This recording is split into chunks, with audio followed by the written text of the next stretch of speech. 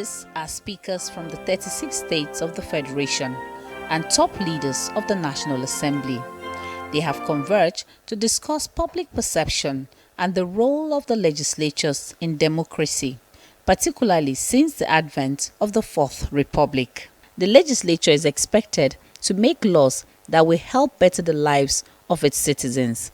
But despite several laws made, there are still concerns that the legislations have not improved the lives of its people significantly. It is regrettable to state, however, that the public perception of the legislation in Nigeria is often slanted in the direction of negative criticism. And that is why the theme of the meeting, public perception of the role of the legislature, post-legislative scrutiny, and the independence of the legislature is very instructive and strategic. A case worthy of note is the recent overblown public scrutiny generated over the leakage that came from expired joint feelers from our wars in the office. There are many Nigerians who are just honest.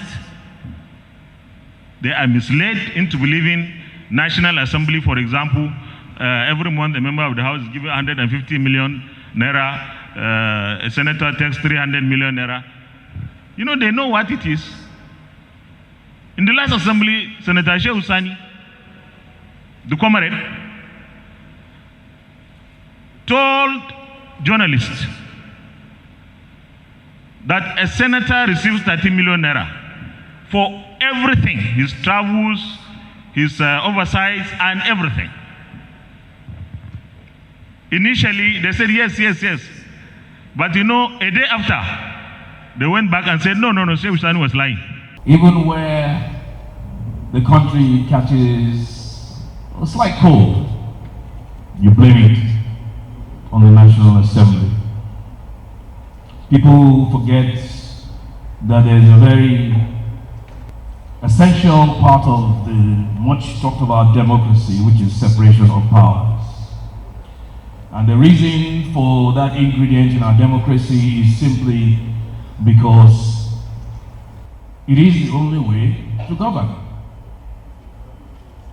Not one arm of government can do it all. Just like you have in your private establishment or company or corporate organization, there is a role for everybody to play. The development director of the British High Commission says while lawmakers are performing their duties, they should consider making laws that are the most priority. As you reflect on the implementation of the constitutional amendment, it is important to prioritise the needs of all citizens, especially at this challenging point in Nigeria's history. Autonomy requires responsibility.